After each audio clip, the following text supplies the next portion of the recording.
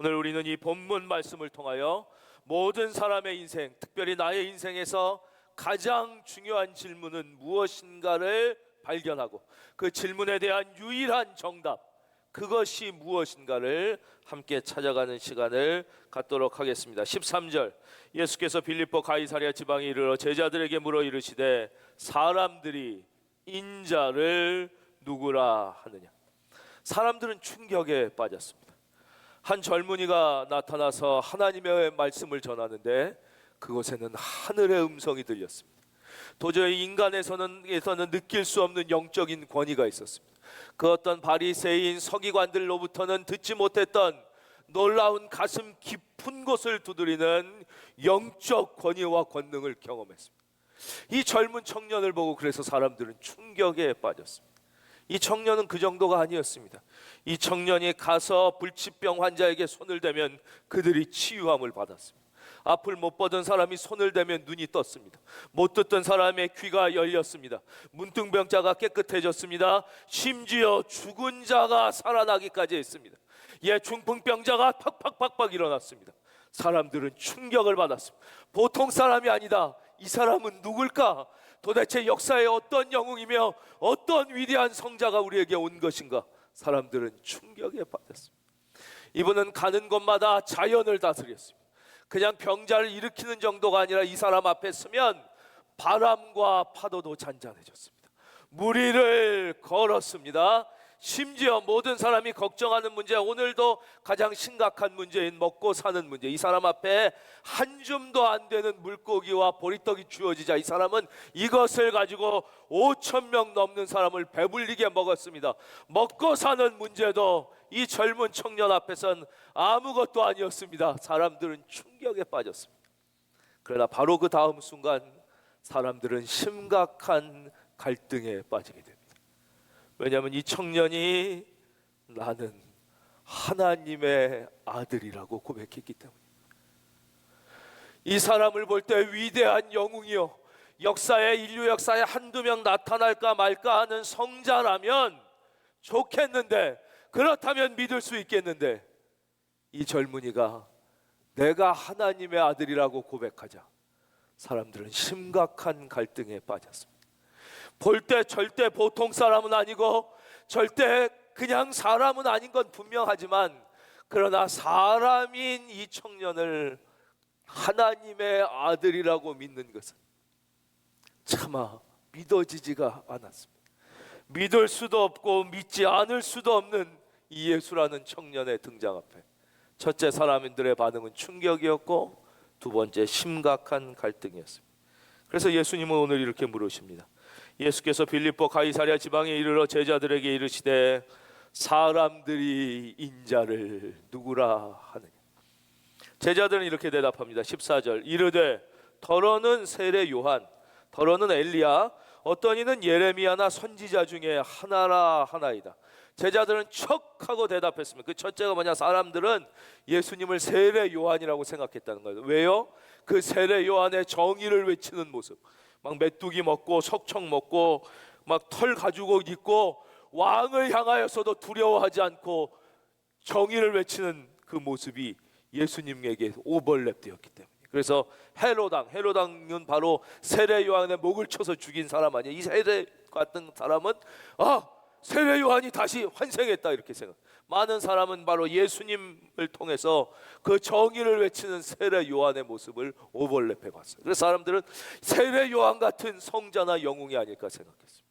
어떤 사람은 더러는 엘리야, 또 다른 사람들은 예수님을 엘리야 같다고 생각했어요. 엘리야는 능력의 종이에요. 구약 성경에 나타난 가장 능력이 뛰어났던 종이죠. 그래가지고 이분이 그 바알 선지자들과 대결할 때 갈멜산에서 그 450명이 넘는 바알 선지자들이 막 거기 막 몸에 막 피 내고 요즘 조폭처럼 막 긋고 막 소리 지르고 막 춤추고 굿하면서 막 신이시여 불을 주십시오 막 이러잖아요. 그래도 불이 안 떨어졌는데 이 능력의 종 엘리야가 하나님 앞에 무릎 꿇고 간절히 기도하자 하늘에서 불이 떨어져 갈멜산의 제단을 살르고 이 바알 선지 450명을 쳐 죽이는 능력의 종.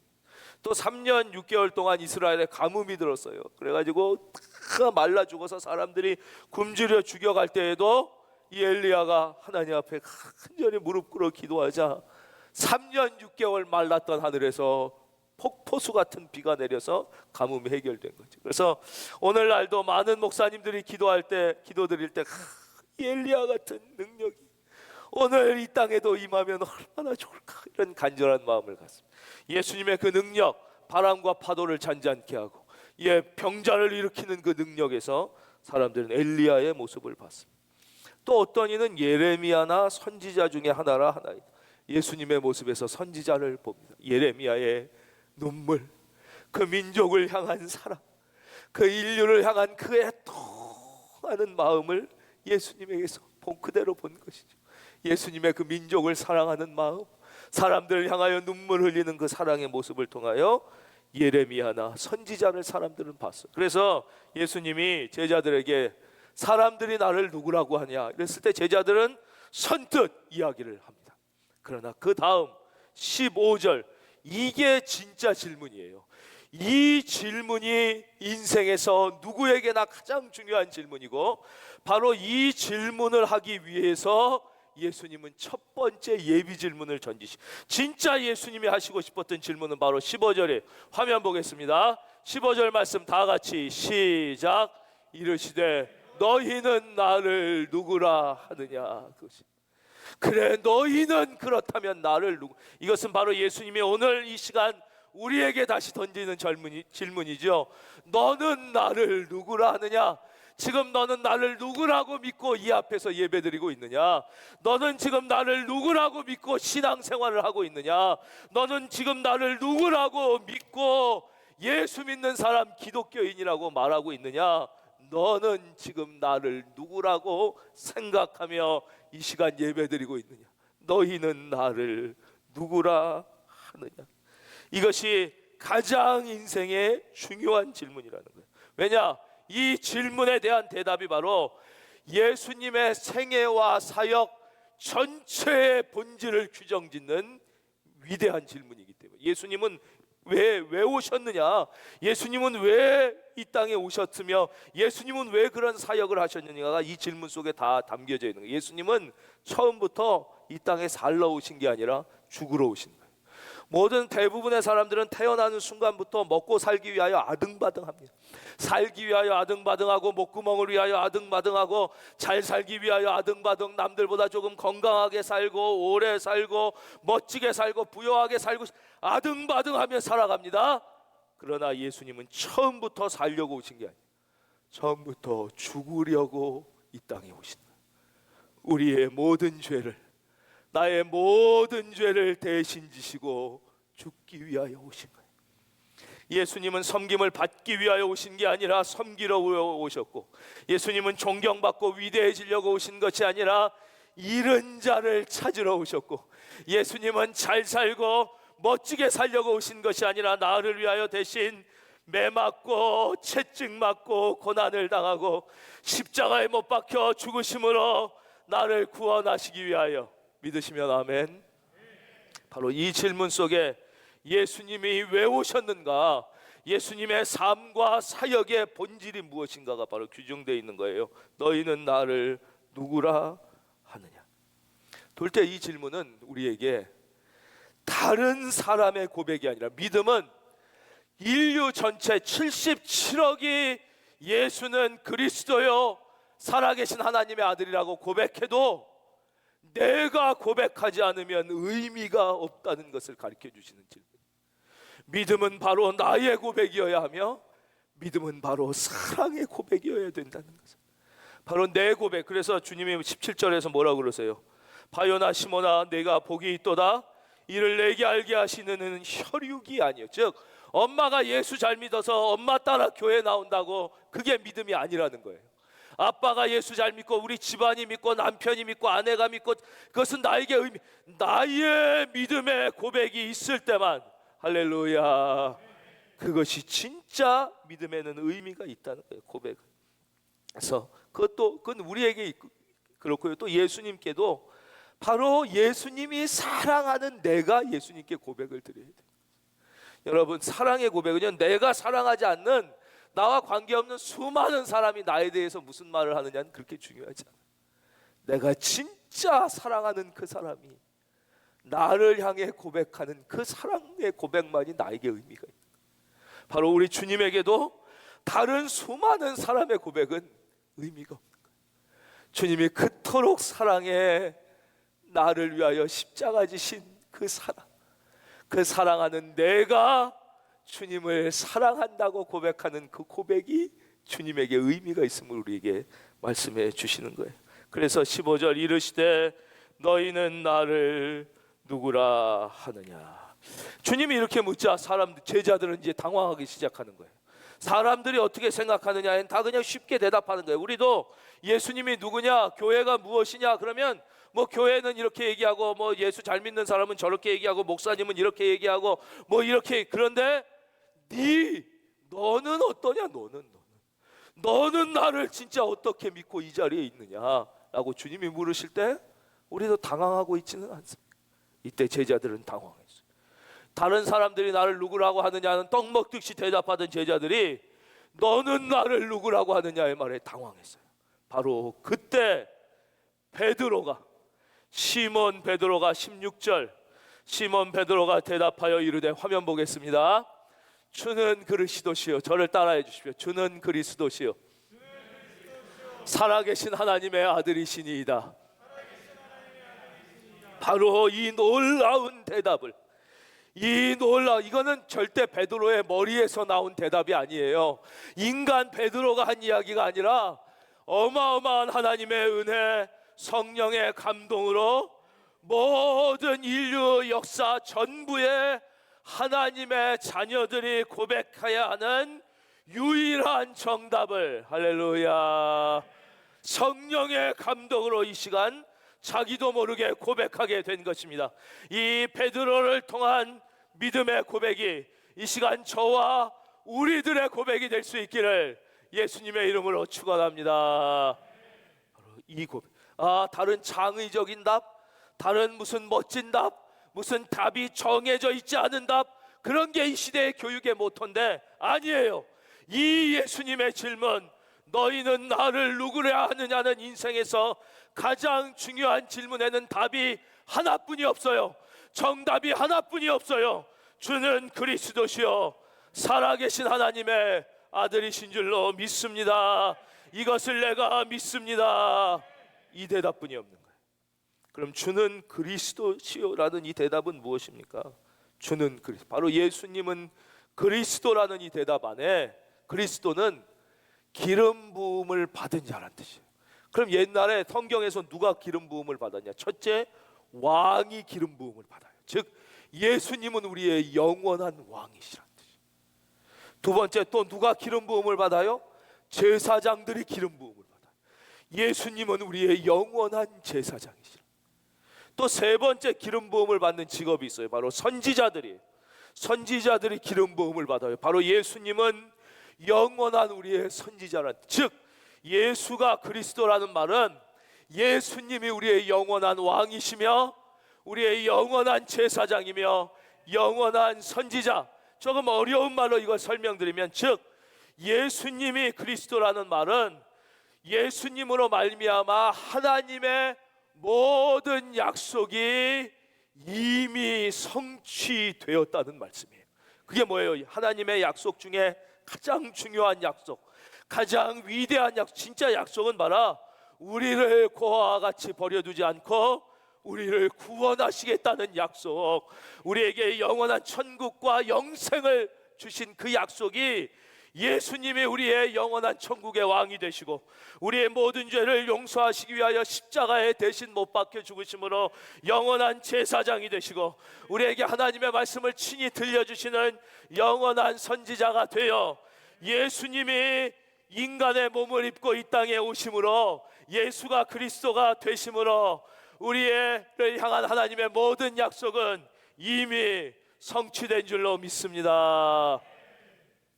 오늘 두 번째 설교인데 목이 벌써 다 쉬었어요. 이제부터는 조금 듣기 편하시게 좀 천천히 하겠습니다. 이 그리스도, 이 예수님의 말로 말미암아 하나님의 구원의 모든 약속이 성취됐다는 거예요. 바로 예수님께서 나를 위하여 나의 모든 죄를 다 대신하여 지시고 십자가에 못 박혀 죽으심으로 나의 모든 죄를 용서하시고 3일 만에 죽음을 이기고 부활하심으로 우리에게 영원한 영생과 천국, 하나님의 약속이 성취됐음을 믿을 수 있기를 주의 이름으로 축원드립니다. 이게 첫째 고백이에요. 주는 그리스도시오. 두 번째, 살아계신 하나님의 아들이시니이다. 여기서 중요한 단어는 살아계신이에요. 살아계신 하나님의 아들, 즉 우리 하나님은 죽은 하나님, 관념 속의 하나님, 책 속에 갇혀있는 하나님, 저 멀리 홀로 있는 하나님이 아니라 살아 역사하시는 하나님, 지금도 살아계셔서 우리와 함께 하시고 나의 삶에 간섭하시고 사랑으로 나의 영혼을 터치하는 그 하나님을 느낄 수 있기를 주의 이름으로 축원드립니다. 우리의 생사와 복을 주관하시는 그 하나님이라는 뜻이에요. 그 하나님. 예. 그래서요, 기독교는 바로 이 살아계신 하나님과의 만남이에요. 믿음은 이 하나님과 만나기만 하면 믿음은 막 생겨.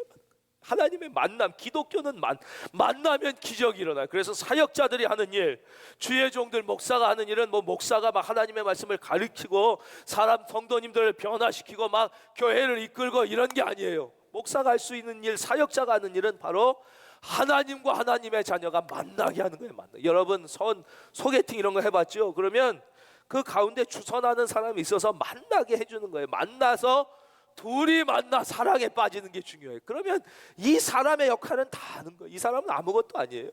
그 두 사람이 사랑할 수 있도록 만나게 해주는 것. 즉 이 시간도 이 말씀을 통하여 성령님이 역사하셔서 여러분이 살아계신 하나님을 경험할 수 있기를 바랍니다.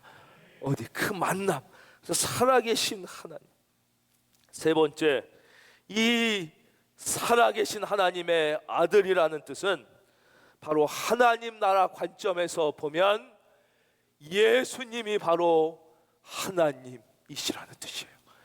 예수님이 하나님이시에요. 이게 하나님 나라, 성삼위일체, 성부와 성자와 성령이 하나이신 하나님. 물론 어렵게 이렇게 설명해 드릴 수도 있지만, 아니 예수님이 하나님의 아들이라는 것까지는 믿을 수 있겠습니다. 그런데 예수님이 하나님의 아들이면 아들이지 왜 하나님의 아들이 또 하나님이라고 그럽니까? 여러분, 아주 쉽게 설명해 드릴게요. 여러분은 왜 사람입니까? 사람의 아들로 태어나면 사람입니다. 개의 아들로 태어나면 개입니다.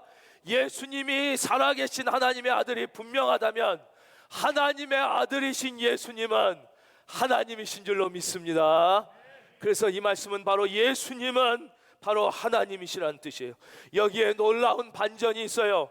예수님이 하나님이시라는 사실이 믿어지기 시작하면 성경의 모든 말씀이 믿어지기 시작하는 기적이 일어납니다. 성경의 모든 말씀이 다 믿어지기 시작. 여러분, 예수님이 하나님이시라면 무리를 걷는 게 뭐 그리 놀랍습니까?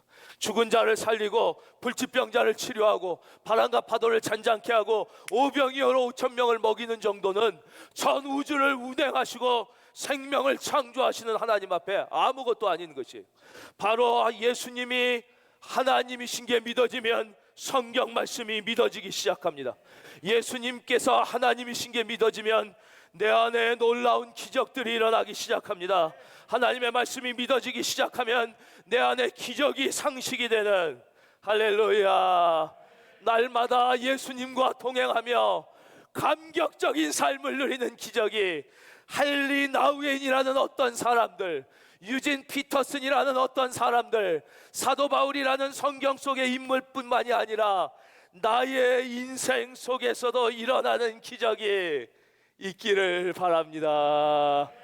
바로 예수님이 하나님이라는 사실이 믿어지기 시작. 바로 오늘 고백은 그래서 가장 위대한 고백이며 이것이 모두의 우리 인생의 가장 중요한 질문에 대한 가장 완벽한 정답, 다른 답은 없어요. 주는 그리스도시요 살아계신 하나님의 아들이십니다. 우리가 잘 아는 말씀 사도행전 4장 12절에 보면 이런 말씀이 나와 있습니다. 다른 이로서는 구원을 받을 수 없나니, 화면에도 써 있네요. 천하 사람 중에 구원을 받은 만한 다른 이름을 우리에게 주신 일이 없습니다. 우리 말씀 한번 같이 어디에 계시든지 다 같이 읽어볼까요? 우리 침 한번 삼키고 읽겠습니다. 시작. 구원을 받을 만한 다른 이름을 우리에게 주신 일이 없습니다. 많은 사람들은 이 말씀을 들을 때 마음의 갈등을 느낍니다. 그래, 내가 예수 믿는 건 좋은데 또 예수 안 믿는 사람은 더 하겠죠. 왜 기독교는 예수만 구원이라고 그러? 이건 독선이 아닌가? 진리에 이르는 것은 여러 가지 길이 있지 않은가? 그리고 왜 기독교는 예수만 믿어야지 천국 간다? 이거는 지나친 독선이다. 이것은 잘못된 게 아닌가라고 마음속에 갈등이 느껴집니다. 그러나 여러분, 아닙니다. 왜냐? 예수님이 하나님이신 게 믿어진다면, 예수님이 하나님이시라면 하나님께 가는 길은 오직 하나님을 통해서만 가능하기 때문입니다. 하나님께 가는 길은 하나님을 통해서만 가능하지 다른 길을 통해서는 하나님께 갈 수 없기 때문입니다. 그렇기 때문에 예수님께서 요한복음에 하신 말, 내가 곧 길이요 진리요 생명이니 나로 말미암지 않고는 아버지께로 올 자가 없느니라. 이 말은 진실이며 사실입니다.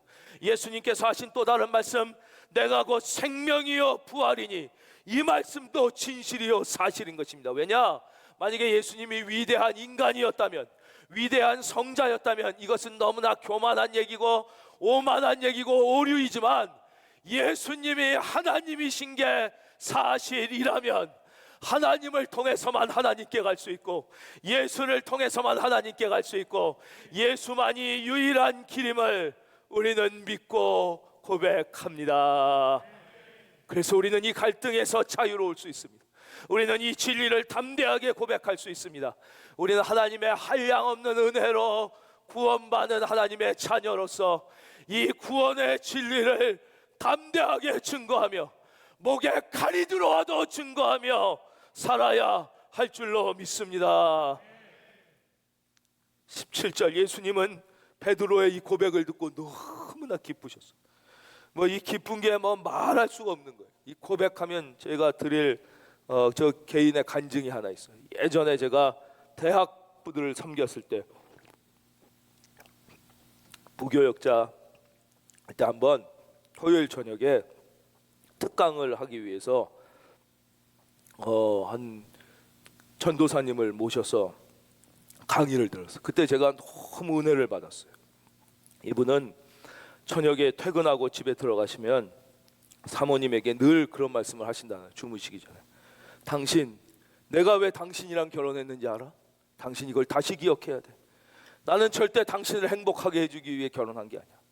나는 행복하게 살려고 결혼한 게 아니야.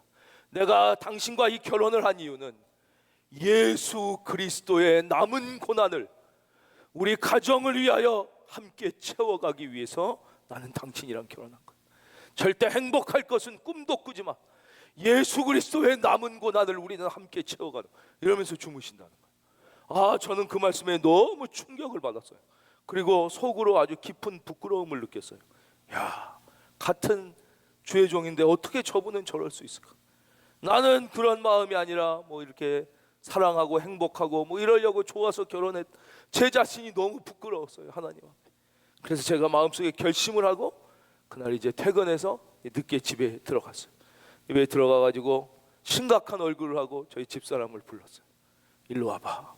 집사람이 약간, 이 사람이 왜 이러지? 긴장한 자세로 왔어요. 내가 당신이랑 왜 결혼했는 줄 알아? 이렇게 물었어요. 자기가 좋아해서 좋아한다고 막 쫓아다니고 이래서 결혼해놓고 이 남자가 갑자기 왜 그러나? 약간 이런 표정으로. 그래서 제가 절대 당신을 행복하게 해주려고 결혼한 게 아니야. 내가 당신이랑 결혼한 이유는 그리스도의 남은 고난을 함께 채우기 위함이야. 저는 그 얼굴에서 막 감동, 은혜, 정말 이런 존경의 눈빛이 올 줄 딱 기대했는데 집사람의 표정이 전혀 그렇지 않고 뜻밖이면서 저를 보다가 갑자기 눈물을 뚝뚝뚝뚝뚝뚝뚝뚝뚝 흘리기 시작하는 거예요. 순간 실수했구나 이걸 느꼈어요. 이거 잘못했고. 왜냐? 그분은 진짜 그랬겠죠. 진짜 자기 마음으로 그랬겠죠. 그래서 그게 약간 이해가 안 가는 분들도 있겠지만 감동이 되고 은혜가 되고 그 사모님에게도 근데 저는 실제 그렇지 않고 입만 가지고 하니까 이게 진짜 감동이 없는 거예요. 이건 거짓말이거든요. 진짜 고백이 아니야. 그러니까 그 감동이 아니라 눈에 눈물이 툭툭툭툭툭 그러면서 그래서 내가 깜짝 놀라서 제가 막 아유 아니야 사실 그게 아니라 오늘 그 전도사님이 오셔서 강의를 했는데 내가 너무 은혜를 받아가지고 그분이 이렇게 얘기해서 나도 그렇게 얘기하고 위기를 모면하려고 그랬는데도 얼굴이 전혀 슬픈 표정이 나아지지 않아. 그러면서 저한테 이런 얘기를 했어요. 당신이 진짜 나를 사랑해서 결혼하신 게 아니라면 다른 고백은 저한테 아무런 의미도 없어요.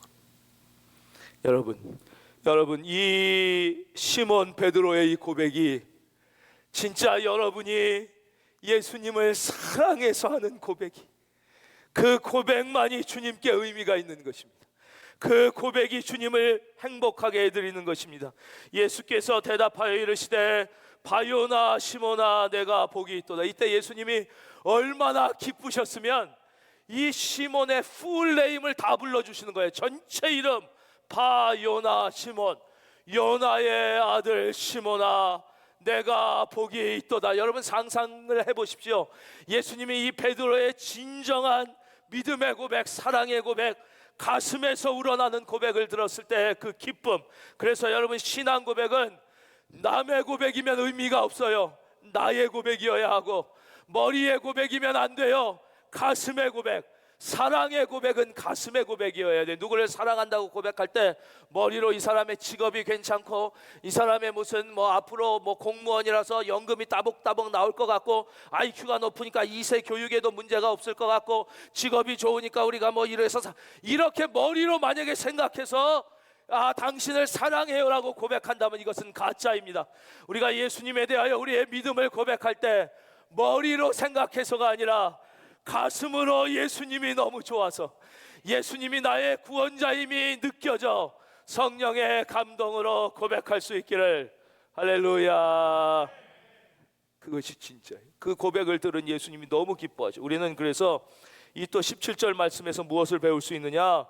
진짜 하나님을 기쁘시게 하는 건 우리가 막 이 일도 하고 저 일도 많은 사역을 하는 것도 하나님을 기쁘시게 해드릴 수 있겠지만 더 근본적으로 하나님을 기쁘시게 해드리는 것은 바로 우리의 이 올바른 사랑의 고백인 거예요.